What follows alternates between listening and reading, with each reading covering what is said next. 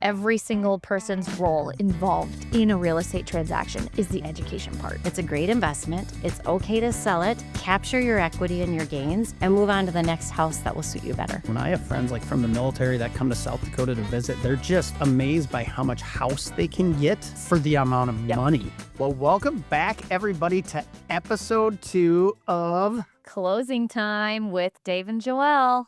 Who do we have for a guest today? We are so excited for our guest today. Is one of our favorite people in the whole world. We have Dawn Van Nieuwenhuyzen with Plains Commerce. Hi, Dawn. How are you guys today? We're fantastic. We're excited that you get to be our first official guest on the show. Well, I love my introduction. Number one, you nailed Van Nieuwenhuyzen, which very few people can do. And secondly, just the way you rolled it out. So thank you for that kind introduction. Okay. This is random, and this is how this show works, and I just thought of this. Yep. I'm going to put Joelle on the spot before I put me on the spot. Spell Dawn's last name. Oh, okay. I just practiced this yesterday. So VANNIEUWENHUYZEN.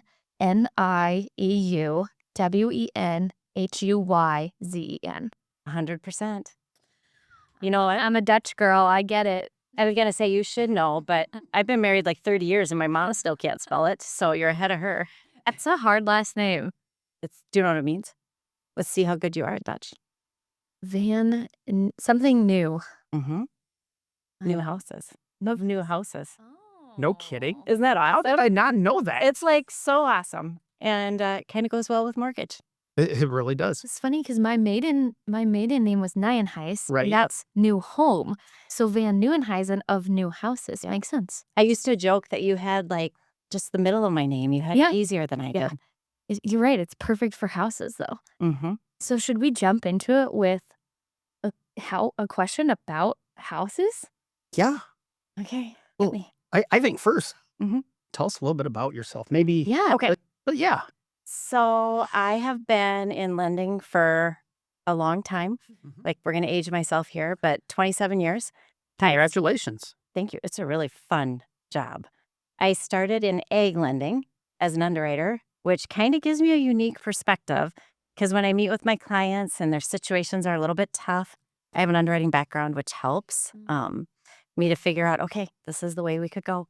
And in a town where people move around a lot, especially in our industry, I've been with the same place my entire career mortgage. And it's been really fun. I've gotten to help a lot of people. It started by helping parents, and then I got to help the kids. That's how I got Dave here. I met his parents first, who are amazing, by the way. And then his mom said to me one day, I think you'd like to talk to Dave and Amy. And this was long before Dave was a realtor. And that's how it all started. Yeah. So, yeah. And I think you've worked with most people on my team. I have. I'm lucky that way. You have a great team. Everybody's amazing. And everybody has just a fun, unique personality, which makes it fun for me to get to see, a little bit about each one of them. As far as mortgage goes, I run a team over at Plains. I have a couple of loan officers with me. And just my whole group works so hard. Yeah. So how about personal level? Personal level is awesome because I'm at this great point in life where I've got a couple kids raised and they're doing well. The last teenager's still at home, but we're through like the needy years. We just get to enjoy them now. Like we get to go out for dinner and have like real great conversations, which is fun. And one of your kids is actually on your team. Yep. One of my kids is on my team. And that's a great story how that happened. If you know anything about COVID, they sent us all home because they didn't know what it was, right? They were scared. At the same time, interest rates went to record lows. This is the time when people were getting 2%. For sure. Someone were getting 2.5% for 30 years, 1.75% for 15 years. Like, we will never see this again. But what that created was me working from home with no help next to me because they were afraid of it, and about 3 years worth of work landing on you within a couple months. So I kept asking for help, and they kept saying, we can't. We don't know what this is. You can't have other people by you. We're supposed to isolate. And finally I said, hey, they sent my kid home from college. He's a business student. Can I have him as an intern? And they said, yeah. So Cade set up a card table, much like this, next to me. And that's how he learned. And we did that all the way through COVID. And then COVID ends. He goes back to college at USF and interns for us. And then once he graduated, he's worked in different departments at the bank. And now he's a loan officer and team lead on my team. So, and you'll get to meet him someday. He's awesome on here. You both Fantastic. We've done a lot with him. Yeah. So Cade will definitely be a guest at some point down the road. you actually just made me think of something. You kind of segued into it. COVID, when rates were 1.75, 2.25. I still see it all the time. I know you do. Yep. But explain why rates will not fall that low again. And the reason I'm saying this is I still have people that come to me, know we're waiting for rates to go that low. And it's like, So not going to happen. what I would start with is a healthy economy is an interest rate in the fives. We're doing very, very well when the interest rates are in the fives, even low sixes. Like that means things are working right. We had, I don't want to call it the perfect storm. We'll just call it a big storm of things that hit all at once. COVID, layoffs, like it was just a crazy time of fear in our country. And the way the markets responded was kind of like the floor dropped out. And I've been 27 years, I've never seen anything like it. We don't want to see that again. That wasn't a good time for our country. Like, yeah, everybody might love that interest rate, but when you think about all the other things that were happening, like you might not have toilet paper and water and, all the shortages, that food, all the things that were happening. I don't think we'll ever see it again. And historically, fives, like you said, are really good interest rate. I mean, my parents bought a house when rates were at 14%. Yep. My folks talk about 14 as well. Yeah, so 5 is great. But people sometimes are stuck in this mindset of, oh, well, my neighbor has a 2%. Yep. So if I were to talk to you about when is it right to leave your 2%, I like to kind of pivot the thinking on that. That 2% has helped you build a lot of equity into your home. At the same time, the market's gone up, which means it was a great investment. Just like any other investment, it's a great investment. It's okay to sell it, capture your equity and your gains, and move on to the next house that will suit you better. That's an awesome way to think about it. Mindset shifts. Well, and also, houses aren't the same price as they were then. This is very similar to interest rates because, well, I need $50,000 more than that. And I preach to my team at least, we're going to give them the realistic price. We're not going to come in and try to buy your listing, which that does happen a lot in our industry. But they need to be realistic in the price point of selling their house as well. I agree with all of that. And it's the same thing on my end with loan fees.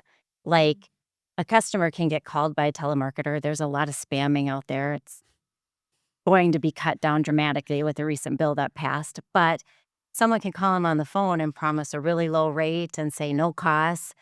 We always say, this is realistic. This is what the costs are going to be. We overestimate them so we can surprise and delight you when they're a little bit less.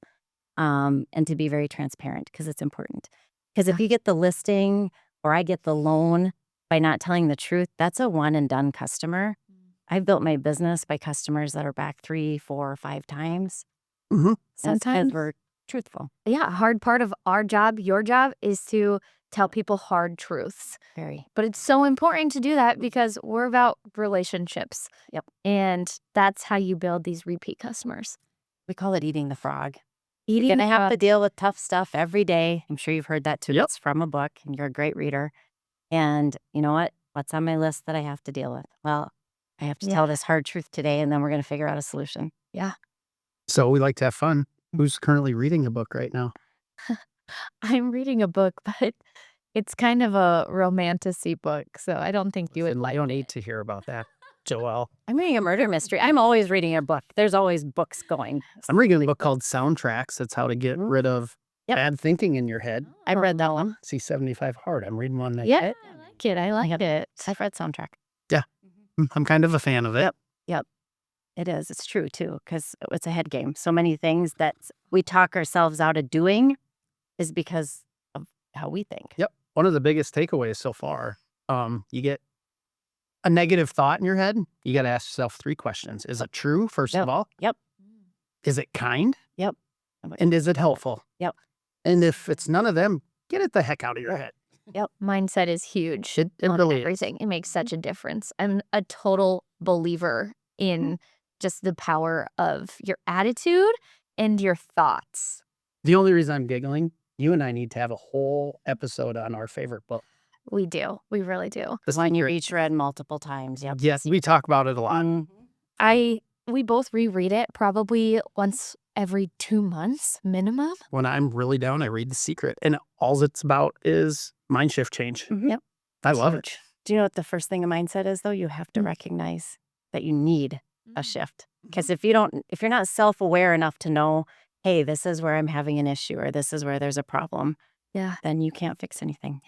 I usually, and this is no joke, I usually have 4 to 5 copies in my bag. And when I'm traveling for the Army, I've given away now 8 books of The Secret. That's how big of a fan I am. I love that. Yeah. I love that. You need to tell them, start on this page. This is where you need to start. But I'm like, listen, you just meet a lot of people sitting in airports. You can tell some people are down like, hey, just try this. Yeah. Well, you're just going to give me a book. I want to give you a book. Yep. That's what affected me. Yeah, we have to add that to our list, though, Yes, we do. to talk about. Yes, we do. Let's do something fun that we are going to be starting on our podcast whenever we have guests. And we're going to play a little game. It's going to be really fun and simple, spur on some conversation. Would you rather? Would you rather? So Dawn thinks I picked it out, and I'm going random here. These could be super corny. I have no idea which, but we did get like a PC version of this game. This is a family game. Yeah. I'm just envisioning him sitting at home last night going through the cards. Oh, this is a good one. But he says no. If this wasn't episode 2, Dawn, you better believe it. And doing that. We'd like you to be first then. Yeah, stay tuned for the next one where Dave picks out questions intentionally to bother, tease our guest. So I'm reading the first one and just like, okay, we're going to ask it. Okay. Would you rather live in the Arctic Mm-hmm. or live at the equator? I think I did live in the Arctic because I went to college up in Fargo at NDSU. And it was dang cold up there. And this was before cell phones. We were young and married. I got married at I even hate to admit this, 20. We were super young. We had one car. So, whoever got the car to go back and forth to college, the other one maybe rode bike or walked. Oh my gosh. And it was cold. Oh, you married in cold. college, you said? I married in college. Yep, after sophomore year. Wow. So, yeah, we were married a long time. Fargo's a nice little town. Fargo's a great town. It feels a lot like Sioux Falls. Yes. But I do feel like I lived in the Arctic. A happy vacation is one with sun. If I can go get the sun for a few days, I come back and I'm ready to go. Just feel better with a tan. I actually just finished Alone on Netflix where they're living in the Arctic Circle. And I'm like, no, thank you. Yeah, pass. Yeah. Or like Alaska when it's dark for days. That's and what they're days. doing on this. Okay. Like, That would be hard for me. yeah, that would suck. Yeah. I'd need to read The Secret a lot because my mindset would go straight down. It is a real thing, though. People have seasonal depression. It's a very real clinically diagnosed thing. And we live in a place where it's cold a lot. Yep. And so everything changes when it gets nice out. Do you remember when all the people came in from California? Yeah. And they were moving in when it was really nice outside. And they come see me for their loan. And they'd be like, so have you ever been here in the winter? And they'd be like, no. And I just think, Dawn, it's going to be rough. this is going to be kind of selfish, but it worked out well for us because 2 years later, these same people from A lot of warm people- climates were like, we're out of here. Yep, forget it. All right, well, I suppose I'll sell your house for you. Yep. They liked the housing prices. And we talked about it on our last episode that Sioux Falls is such an awesome place to live. But if you are not used to a winter, winter is real. Winter is real here. And we haven't had one this year. Yeah. It's been weird. So we've been lucky. What amazes me is when I have friends from the military that come to South Dakota to visit, they're just amazed by how much house they can get Yes. for the amount of money. And if you think about it, there has to be more cost to building up here because they have to build for all the weathers, Right. cold and hot. Yeah. It's not the same down south. Nope. So I do feel like it's a lot for your money. basements too. We have basements. Like just don't have basements. Yep. I know. That's wild. I love basements. Jacob always says, my husband Jacob always says that your basement is his dream basement. Love it. Love it. So, let's ask Joelle a question. Okay. What the heck? No, I get to ask. Okay, you ask. I get to You can have shuffle fun too. Absolutely.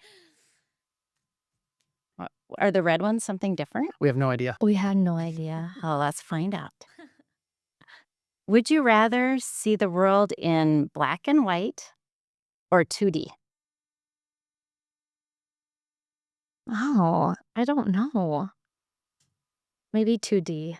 So what would 2D be to you? That's just it. That's what I was don't just know trying the to answer think to that too. question.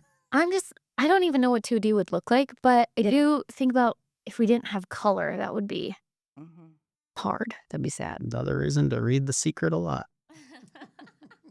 I think back to like years ago when I had my first ultrasound, it was like really grainy and you could hardly see anything. And then like fast forward a couple of years later to the next kid and it was like better. And then the last one, it was like 3-4D. I don't know. I'm like, look, they look just like their dad. I know you could totally see. So to me, that 2D would be like nothing, like really plastic. Yeah, agreed. Yeah, I don't know. That's a tough one. I know. I think color is just important. But then you think about it too, and there are people who are colorblind. Well, how often are you selling a house and the colors are bad? Oh, And they may not want the house because of how the colors are. Happens, right? I have to remind Yeah, I don't people. notice that as much as I probably should. I have to remind people all the time that paint is one of the cheapest things that we can fix. Yeah. We can paint bedrooms. Because yes, it doesn't look pretty when one room is orange and the next is bright green. But buy 2 cans of paint. Yep. You're not going to spend that much money and it is fixed. Totally changes, transforms it. But color is big. I didn't even think about that. Yep. That's where I would yellow color there. I love that. I was going to give you a hard time about because I'm so color, your magenta fingernails or whaver look. color, and your red. Off, I don't match right today. The only reason I know that is because she called herself out before that, so I'm giving her a hard time. That was wrong. And if you want to cut that out, you can. I just give you a hard time. Maybe women are more sensitive to color changes than men. That's because Maybe. we'll get your colors done and see what season yeah. you are. So like I'm a winter, bright winter. That's these colors. Yeah. Just maybe not all together. And see, Dave doesn't even know what that means, but I'm a fall. Yep. And See that? it's so funny because Dave's like, he's like, I don't even know what you're talking about. I'm losing interest in this conversation. And so, You need to know this stuff. You could like open a whole new line of your business by knowing this. hey, Joelle, will you please come look at this house for me and give me some advice? Colors. Yep. But sometimes clients will also ask that, like, oh, what color should I paint Cool fights warm. this bedroom? Yeah. Yes. Go together. That. Mhm. So Fair enough. fair enough. Should we? That's not where he wants to go. He wants to talk about golf. We're going to talk about stuff. I like green golf courses. Yes. Agree golf course. Should we ask Dave a question? Or? Shuffle 'em good. Get a good one. All right. I shuffle cards a little bit differently than other people, I think. I've been told that before. Well, I probably do. Have you ever played cards? I mean, that is kind of different. That is, yeah. So I can shuffle normally, like with the bridge. I serve fingernail. But it's my fingernails. Sometimes it's hard to get a good shuffle in. All right, Dave. Ooh, okay. Would you rather be an extra in a movie or have one line in a commercial? I would rather have one line in a commercial because I think I'd get ran that much more and people would see me. Have a line in a commercial where if you're an extra, you're in the background. People might not even notice you. Yeah. Like one really good line. Like a line you're going to be known for. What Take that. does Kramer say on Seinfeld? Do you guys watch Seinfeld at all? And Something so- about pretzels. He's in a Woody Allen movie. I just remember like no soup for you. That's what comes to me right away. No soup for you. Anyways, that's off. But if you have a good line, people are gonna say it. These pretzels are making me thirsty. That is the line. Just hit me. These pretzels. That's so funny. So yeah, how about let's talk about a little bit something more about real estate. Have you seen an uptick in the market right now? Yes. I feel like it's very busy right now, which is a great sign for spring. It is a little bit weather dependent. Like I do say, we do loans, we sell houses year round, but people get in the mood when it feels like it's nicer out. Here comes spring. Seeing a lot of prequals. I'm seeing a lot of people get offers accepted contingent on selling their house. That's something that was gone during COVID. You talk about things that were gone. Like they'd come in and see me and I'd say, well, what do you like about your house? And they'd say, I barely remember it, but they accepted my offer because they were offering 20 houses. You tell me, you had some that offered up a ton. For our listings, we had to create a specific spreadsheet because I would list the home and we would have anywhere from 10 to 20 offers. Yep. Crazy. All like highest price with all these little stipulations. And then just to like figure out, okay, this is the best one and why. But even on the sell side, it's great to have that many offers, but it was almost painful. And scary. You know, like, am I going to miss something? How do we know what's the right one? You'd call me. I remember this. And you'd say, hey, I'm out in front of this house. Our window to see it is coming. We're going to talk till I have to go in. Yeah. You know, because they were literally like, there were so many people lined up. You would have to wait till you could get in and then get right back out. We were discussing what we were going to offer before we even went into the house. Yes. Which is crazy. You don't see that now. Yep. Which is a good thing for the buyers. It is, because they have time to think. Yes. Well, I was a decision. big advocate at the time is we need to do inspections regardless. But so many people were sending offers, no inspections, no nothing. And I'm like, that is what made me really uncomfortable. A lot of agents were suggesting to their clients to not do inspections. And a part of it is understandable because it is a tick against your offer. Agreed. But I just would never feel comfortable telling my clients to forego that because there are things that we don't do. I don't climb on the roof. Can't see. I don't go in the attic. I can't see these things, so I can't tell you the condition of them. And not knowing that before you make hundreds of thousands of dollars purchase is big. Well, in a roof, that's a perfect example. That can, depending on the size of the house, that can be anywhere from a $15,000 to a $40,000 fix. Yeah. Yeah, it was scary times. Yep. I like the inspector that educates. I know who you'll probably have on your visit here, and he's an amazing inspector, and he does a great job because he literally teaches them the house while he's there. He educates them. Yep. It's a big thing about every single person's role involved in a real estate transaction is the education part. Mm-hmm. Yep. I agree. We do this all the time, but other people who are buying or selling a house maybe do it a handful of times in their life. That's what we have to remember. Yes. Is this is a really big deal for them. I like to say that Dawn or other lenders out there and real estate agents, we're step number one. I would say Dawn is almost more step number one than anything. The really educated buyers out there, these are my favorite type. They will go to Dawn before I even have to talk to them because they know they have to get pre-approved. Yep. And a big part of that on my end is making sure they know exactly what they can spend, where their payment will be, what the computer says they can spend versus what I think they should spend. It's usually less because the computer will, it doesn't know your habits. It doesn't know you like Starbucks every day. Yeah. Or you stop at a gas station for a little snack quite often. It doesn't know those things. So I always say, well, this is your limit. Would probably be more comfortable here. Now go shop. Yeah. And they're educated. They know what they're doing. Absolutely. A big part of that too, I think you bring up a really good point of this is what you're approved for, but this might not be what you want to spend, is running a monthly payment so you can show them exactly what this price is going to look like for a monthly payment. Yeah. And then they might look at that and say, ooh, I don't know if we can swing that. Might be a little bit high for us. Or maybe it's the opposite. Maybe they're like, that's easy peasy. We could even go a little bit higher. That's true, and we're strict about it. Yeah. Bella and Kate and I, we tell them, well, guess what? You're going to look at houses at night and on the weekend. We do not want you to write an offer unless we've run a payment for you. Yeah. Because it's a lot easier to get them comfortable before they offer than to have them anxious after they do. Well, and this is what I love about you and your team. You kind of beat me to the punchline there, but if I'm out showing homes at 8 o'clock tonight and they're curious what their payment's going to be, I know if I call Dawn, she's going to answer and she's going to get me a payment at night. And we've had a lot of phone calls where we're both on the road. I'm like, okay, I'll get right back to you. Dawn's answered me in Mexico. She's answered me on the river in Yankton. She's answered me at 10:30 at night. I mean, and that's why we love Dawn too, because probably a good time to say I have an amazing husband who's very patient. And you got a great wife. I- She is too. I say Thank that you. all the time in real estate. Like, I just did a big post about it for our team. Like, our spouses, for Mhm. everybody involved, are a huge part of what we do because Yeah. our schedules are crazy and wild. And so, without their understanding, without their patience, Yep. I mean, they are so flexible. I've heard people whisper to my wife, like at family events and stuff, and I'm walking out and taking phone calls, and Yeah. they're like, "How do you put up with that?" Well, It's just part of the it's gig. part of the gig. Part of the deal we signed up for is Yep. if we want to help people, we have to be available. Yeah. Well, so since you're guest number 1, Okay. we're gonna end every show with a specific question. It's gonna be the same for everybody, so I hope you're ready for it. And I don't want to word it wrong. And I think, do you know it right exactly off the top of your head? I think so. All right. Okay. All right. If someone studied your life for a week, Mhm. what would they say is your secret sauce?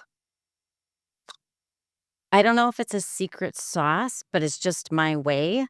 And my way works best if everything's very regimented. This is going to appeal to you, Mr. Military. But every day I'm up in the morning and I'm on the treadmill. I read something, self-help, and that might mean I listen to it. You know, Okay. I get up early. I make sure that everything's set before I leave the house. I get to work early too. I'm usually there 7 to 7:30.